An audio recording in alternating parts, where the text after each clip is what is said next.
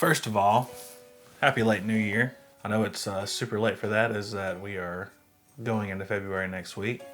But I wanted to kick off this year right. I knew what video I wanted to start off this year with, and so I wanted to take the time and do it right, or as right as I can.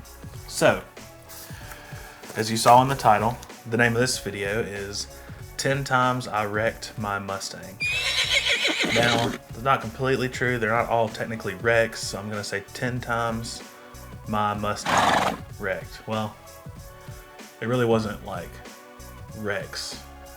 Say 10 times something happened to my Mustang that was crazy. So,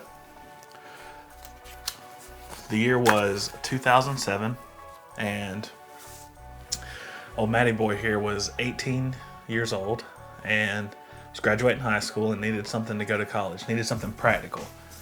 A vehicle, I mean. Needed a vehicle to go to college.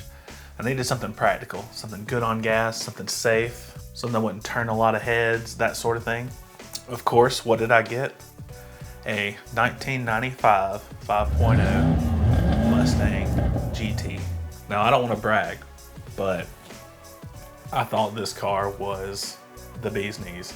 Thought it was the absolute coolest. So, got the car, took it home, and not even a few months later are when these things started happening to this car. The beginning of my wrecks, as it were.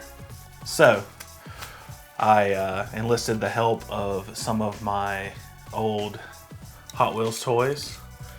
This is a Ferrari of some kind, and it will be playing the part of my greenish Mustang because I thought I had a Mustang Hot Wheels, but I don't. So, and then I have these dinosaurs, and you'll see how they come in handy a little bit later. So, let's kick this off. So I know it's not uncommon for people to have fender benders, especially when they're teenagers and early drivers, but it started happening so much in this car that it just became comical. Like I was like heartbroken the first time, but anyway, you'll figure you'll see what I'm saying. So we have the very first incident. This is wreck number 1.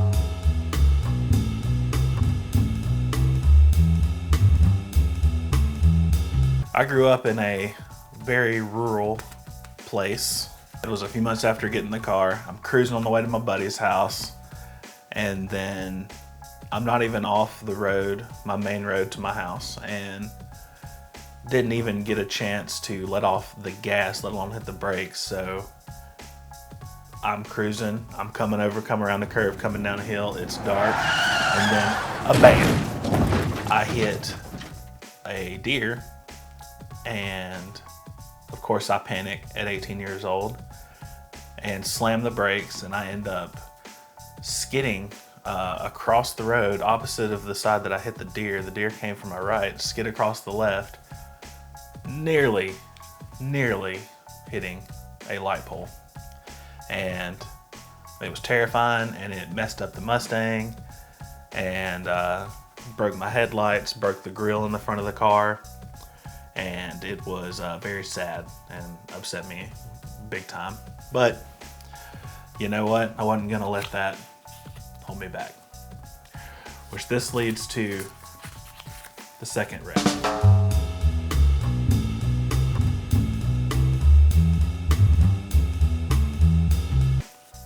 So after the first wreck, I had started saving, putting money back to fix the Mustang, because let's get real, probably didn't have insurance on the Mustang, and if I did, I know it was not full coverage. It was definitely just liability.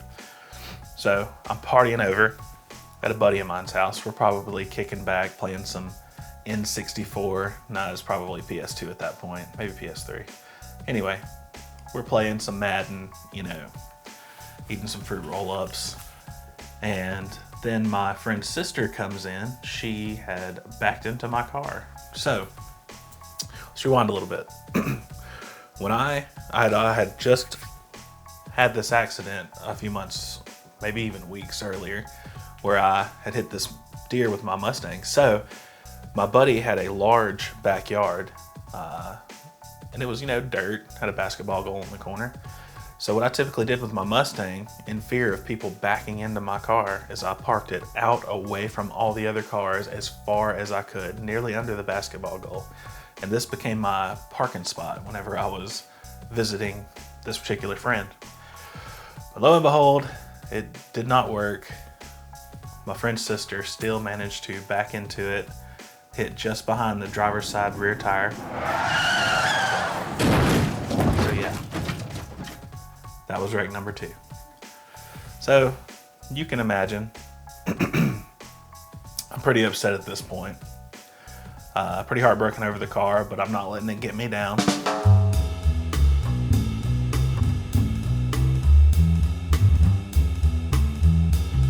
So I still was ripping and roaring, cruising down the roads, or burning up the roads, probably driving a little faster than the speed limit. And one day I'm cruising along, I'm sure it was a weekend. This was just a short time after my friend's sister backed into the Mustang. Well, what happened this time was that I'm cruising in the middle of the day, long straightaway. I'm flipping through CDs or rolling on the iPod, don't even really remember. But I look up, I probably wasn't paying attention like I should have. There's this large deer just standing in the center of the road. So I lock him up, I slam on brakes, give her everything she's got. And I just luckily just slide forward, and then I slide all the way up to the edge of the deer, bump it, the deer falls over. Didn't feel like it was that bad. The deer stands up, runs off. I'm like, okay. So I get out and look at the car, look at the front of the car. I don't really see anything. By this point, I had already replaced the headlights, replaced the grill, replaced the front of the hood, or bent out the front of the hood, sanded it, repainted it with some touch-up paint. It didn't look great, but it looked like it had like a weird glare on it, just right at the tip of the nose of the hood. Well, at this point, I thought I was good. Thought I was fine. I get home and I decide to check my oil or something. Pop the hood, whenever you have a car and it's not the most expensive car, you generally have to check the fluids. So I pop the hood only to realize headlights, the back of the headlights shattered. The part that mounts the grill shattered. The bracing point behind the headlights shattered. So it didn't seem that bad at first, but it was not good. So that was number 3.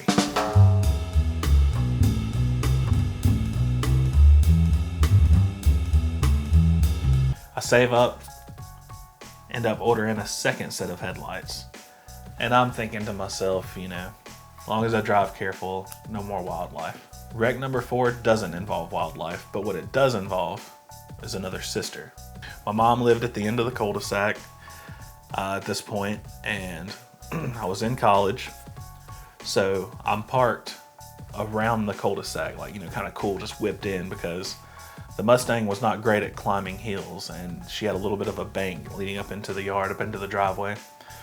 So I decided I was going to just park out there. That way I was by the mailbox, because you would basically have to nearly hit the mailbox to hit me. Like, I'm right up against the mailbox. Everybody knows there's something there. Well, at this time, we didn't have a lot of driveway space at this house, so my sister would just pull up her 1995 or 94 Nissan Maxima, would pull it just up on the bank, just get the back tires just up on the bank, and then we were good to go. Well, so I came in later one night and pulled into my normal parking spot, kind of beside the mailbox there, and I noticed my sister's car was there, and I thought, you know what? I'm gonna leave before her, it's gonna be fine.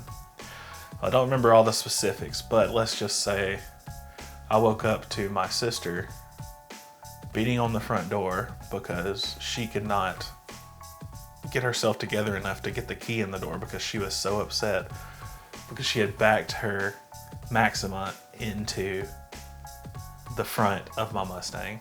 By the front, I mean the passenger, front corner, I'm talking front fender into the front tire. I didn't fault my little sister at all.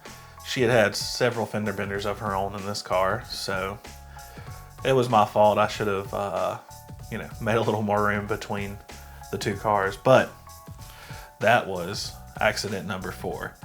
I was able to pry the fender off of the tire. My tire still had air in it, and went on to school.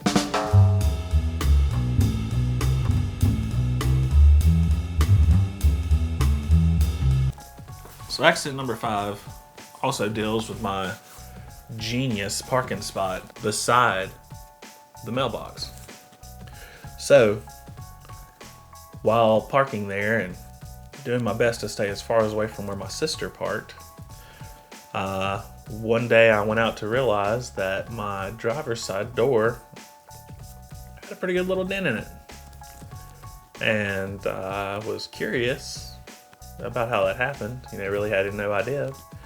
Come to find out, my stepdad drove a large Dodge truck, and that evening he came in. He said, "Oh, hey, forgot to tell you, I just kind of backed into your door. I couldn't see your car over my tailgate." And so when he backed out to go to work that morning, he swung it around a little bit more and bam, into the door of the Mustang. So we're at accident number 5. By this time, it's got its dings. Whatever.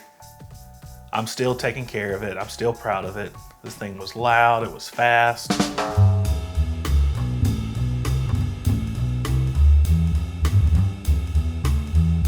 A few weeks later, I'm driving to school. And this is where we get to number 6. This one doesn't involve wildlife. Doesn't involve family or sisters. This was what we like to call a single car accident. So it's raining. I'm running a little late for class, and we have a bridge down here that Highway 65 goes across, known as the Dolly Parton Bridge. Now this bridge is great. Has a couple of large hills. You can probably figure out the comparison there.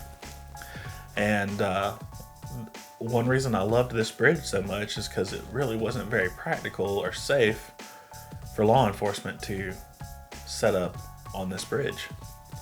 So I thought of it as a great place to break the speed limit and probably go a little faster than I should.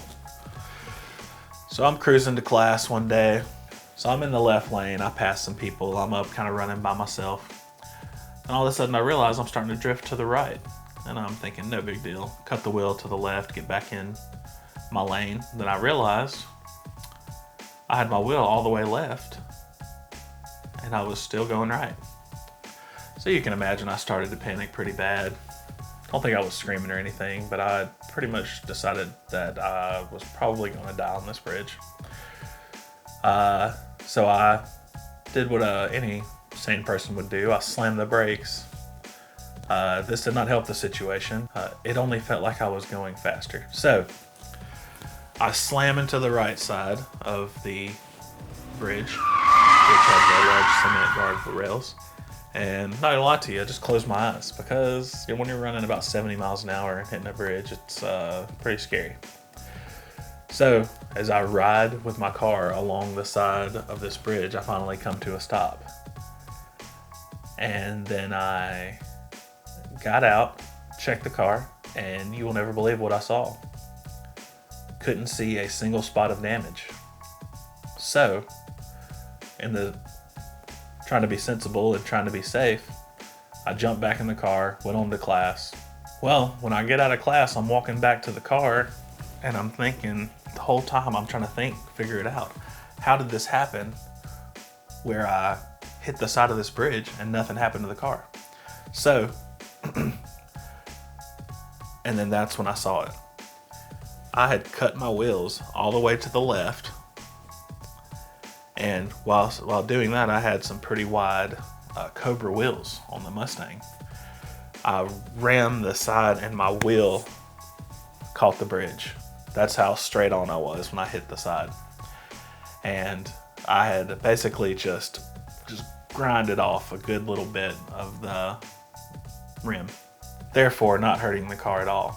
So Kind of feel like somebody was watching out for me out there when that one happened. So that was wreck number 6.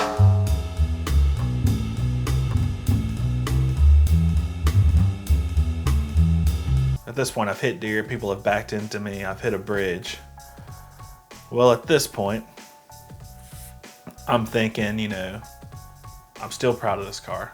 All right, interior was sharp. But if you didn't know what you were looking for, you really didn't notice the little dings on the outside of the car. So I'm just cruising through town one day. At this point, I pretty much creeped if it was nighttime and I had to go through any sort of back road, because I just knew the deer at this point were waiting for me. So I'm cruising through town thinking, all right, at least I'm in town. At least there's not going to be any deer here. Well, about that time, I hear a pop, and I almost can't see. Like, I just see white. And I was I'm talking matter of 100 feet out of town, and hit yet another deer. Blew my airbags, blew the passenger airbag, blew the driver's side airbag. So the last part of the car that I was truly proud of, being the interior, it had LEDs, like whoa. It had color changing paint on the door panels, stereo system, had all this great stuff in there, only to have my airbags blown. And at this point, I'd kind of had enough. I didn't even slow down or stop to check out the car. I just went ahead and drove home. I'm pretty sure I pulled out my pocket knife and cut the airbag off and threw it out, and it was just powder and a burning smell. It was horrible. So it honestly wasn't that bad, the front of the car. So yet again, I bent the hood out, replaced the grill, replaced the headlights.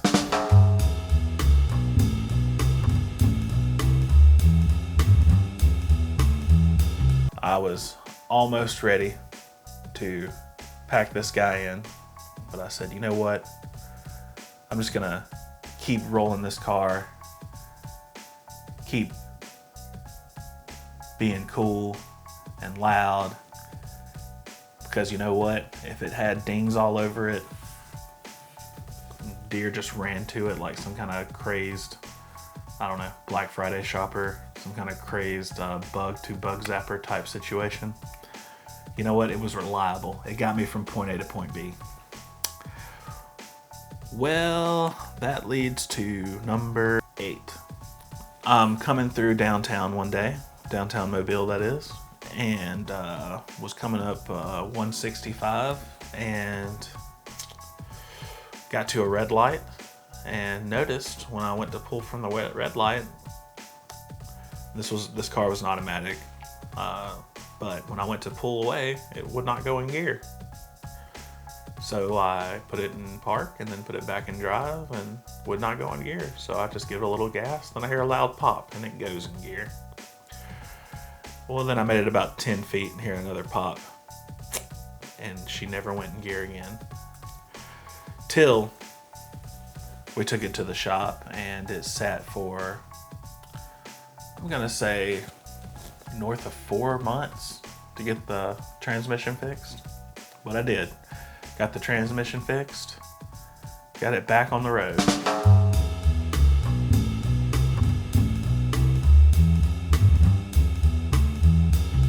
Well, here I was, car back together, got it mostly functioning. I had headlights that were working, had a transmission that was working, continued to go to college. Then I decided, hey, my big brother, which his birthday was yesterday, but my big brother loves cars, and I love hanging out with my big brother. Why don't I take the car up from South Alabama all the way to North Alabama to visit my brother for a spell, you know?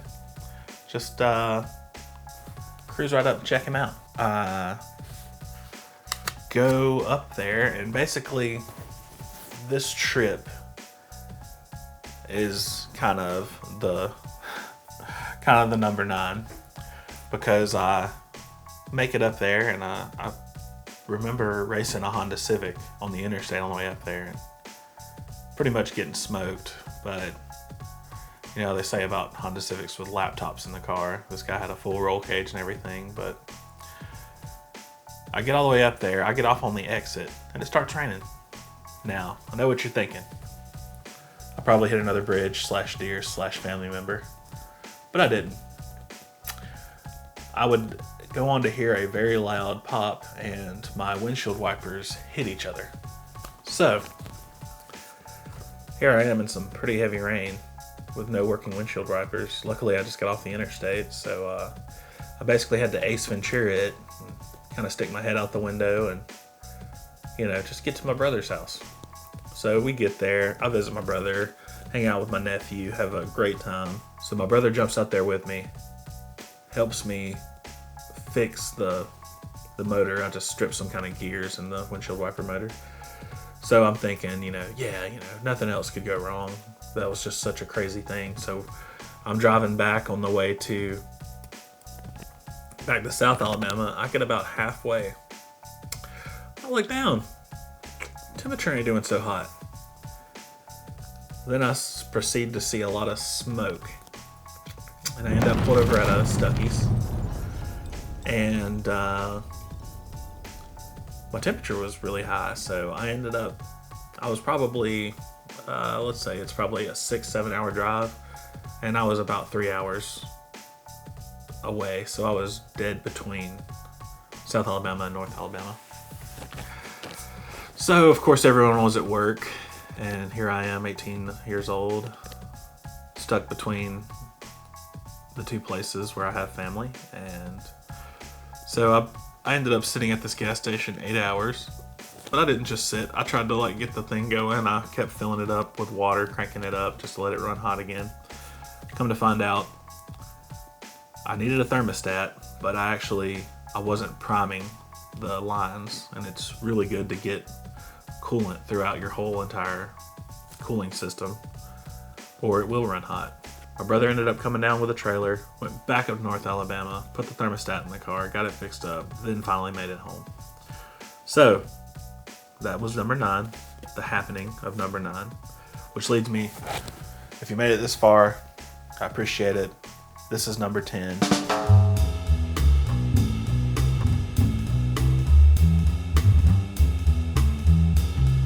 And the 10th and final nail in the coffin, as it were, the straw that broke the camel's back, as it were,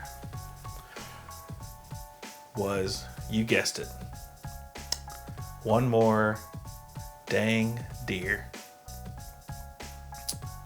Once again, I don't know if I've mentioned it as much as I should have. When you hit these deer, besides the one that was kind of there in the middle of the day, you don't have a chance to swerve. You don't have a chance to hit the brakes. You don't even have a chance to let off the gas. Typically, these deer that I hit in this Mustang were running, they looked like cheetahs. Like their body was like this close to the ground. I'm talking full stride. Bam. I hit the deer, the last deer. And probably the next day, drove it up to a dealership and said, please take this. They gave me $1,000 for it,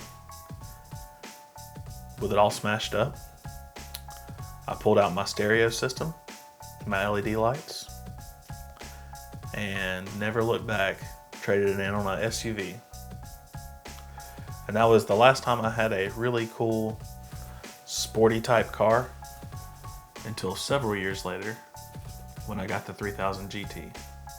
With that said, I hope you got some entertainment from all the times that my beloved Mustang got into some unfortunate situations. So, once again, Happy New Year, Happy January, and I hope to see everybody back soon with some more content. All right. Love you guys.